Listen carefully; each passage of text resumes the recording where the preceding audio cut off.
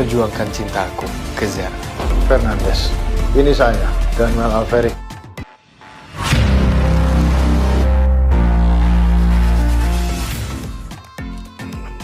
Semua teman-teman di teras cafe sangat bingung guys dengan pertunjukan yang sedang mereka lihat. Seorang Fata Fernandes gitu loh bisa dengan santainya membukakan pintu mobil Ken untuk Zara turun. Bahkan mohon aja sampai mau berdiri itu ya untuk berjaga-jaga jangan sampai ada keributan. Bagusnya situasi begitu lancar, aman terkendali hingga Ken pamit duluan dari sana. Ya walaupun Ken harus menahan rasa jengkelnya, sekaligus juga makin tertantang melihat gerakan baru dari Fata yang menyikapi rasa cemburunya nggak lagi pakai amarah. Namun Ken kan sangat tahu kapan dirinya harus gerak maju atau kapan dirinya harus mundur selangkah sejenak di perang ini. Nah seperginya Ken, maka Fata punya kesempatan nih guys untuk membonceng Zara lagi. Karena peraturannya di teras cafe itu siswa berseragam sekolah dilarang masuk. Aku udah tahu kamu bakalan lupa dengan ini, jadi kita harus buru-buru loh. Ayo naik, ujar Fata ke Sisi. Lagi-lagi di sini Fata tetap tersenyum begitu lembutnya. Tatapannya bikin meleleh memandang gadis tercinta yang sedang di mode sok jutek. Pastinya kan aksi mereka jadi pertunjukan semua mata. Teman-teman 9 ilmu merasa sangat heran dengan situasinya. Bahkan seorang Akila pun seakan kicep hanya duduk diam jadi penonton tanpa teriakan ataupun omelan. Ya, Akila begitu manisnya menyimpan rasa simpatinya, salut dan juga kasihan pada perjuangan Fata mempertahankan cinta yang cukup berat halangannya. Pegangan aja Sisi, tenang aja, kita nggak akan salah arah. Dan satu hal yang aku ketahui, kamu itu sangat susah untuk dilepasi. Kamu itu harus dipaksa. Hasilnya kan kamu tetap di motorku, karena aku tahu kamu masih suka sama aku.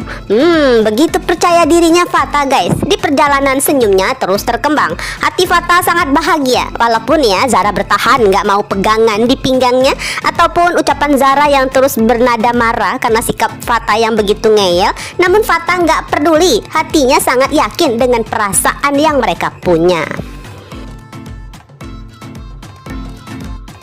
Aku percaya kok kamu sedang capek melawan perasaan kamu sendiri kan?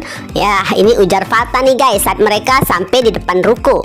Perdebatan kecil pun masih berlanjut. Fata masih dengan senyuman dan gaya tenangnya bersikeras nanti akan segera menjemput lagi. Sementara Zara masih dengan sikap sok juteknya. Kenapa kita bilang sok? Karena emang di hati Zara yang paling dalam rasa cinta itu sangat besar. Sayang ya keadaan yang harus mengharuskannya menjadi gadis kejam, seolah nggak punya perasaan lah. Nah Fata tahu ini hanya tampak luarnya aja. Jadi Fata nggak peduli dan segera pergi untuk nanti datang lagi tanpa menyadari atau memang bahkan nggak peduli juga kalau tante dia sempat melihat kemunculannya. Singkat cerita, Zara udah mengganti pakaiannya dan siap berangkat lagi. Maka mama dia memaksa mereka harus ngobrol tanpa peduli Zara sedang terburu-buru karena pembahasan ini jauh lebih penting. Tadi mama lihat kamu dianterin Fata. Zara, bukankah kita sudah bahas ini? Ujar si mama dengan ekspresi agak kesel, cemas, bingung campur heran. Nah Zara pun bingung menjelaskannya bahwa dirinya sudah berusaha untuk menjauh, namun Fata seperti permen karet yang udah keburu lengket di dasar rambut kepala. Apa mungkin Zara harus mencukur rambutnya?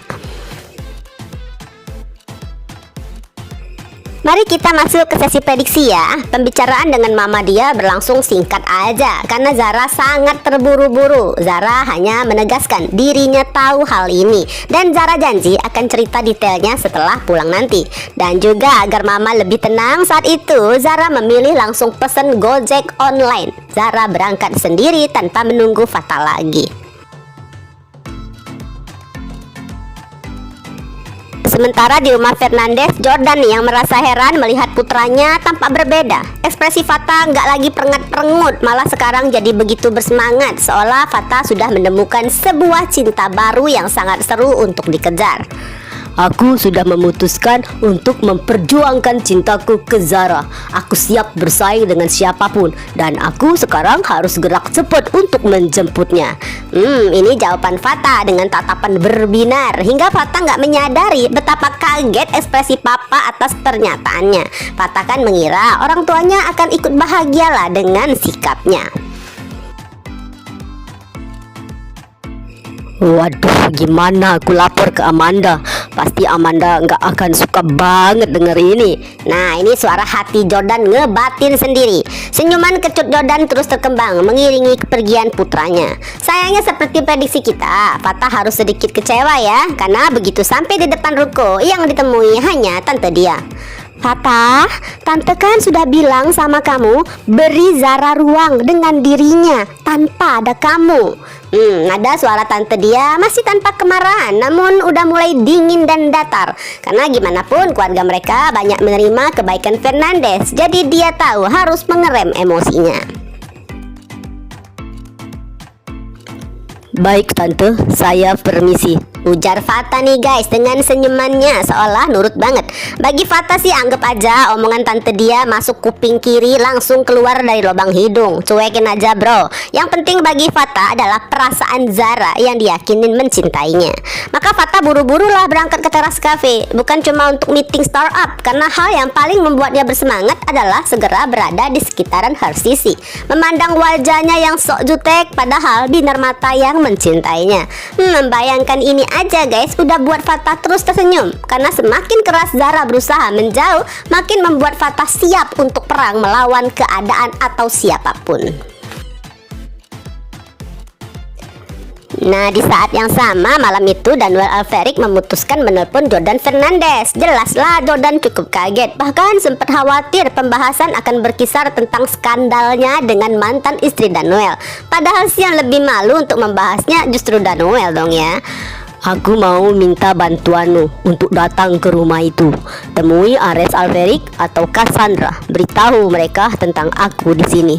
Suara Daniel di ujung telepon begitu berwibawa. Walaupun statusnya sekarang tahanan, namun dirinya adalah keturunan tertua Alferic, keluarga yang paling berpengaruh di dalam sinetron ini. Sayangnya, pengaruh itu hanya sebatas nama aja, bukan orang-orang yang menyandang nama itu.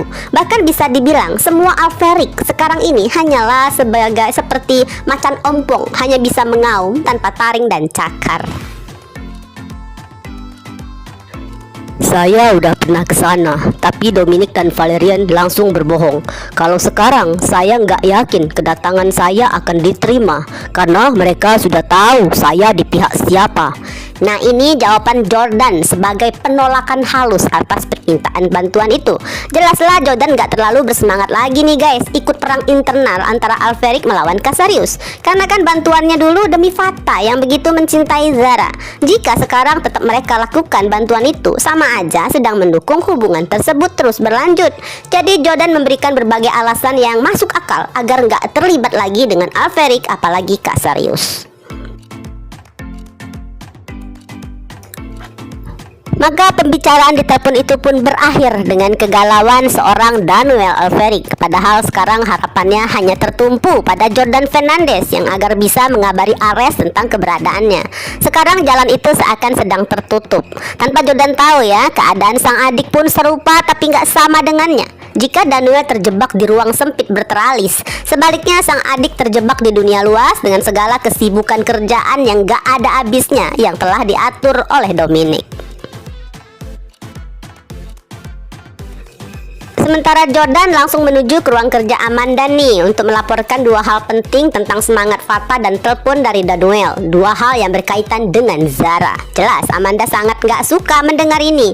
Dan Amanda yang lebih berkuasa di rumah itu membenarkan tindakan penolakan Jordan atas permintaan Daniel. Masalahnya mereka pun harus mencari cara agar Fata berhenti mengejar Zara, termasuk berhenti sibuk membantu segala urusan Alferic lagi.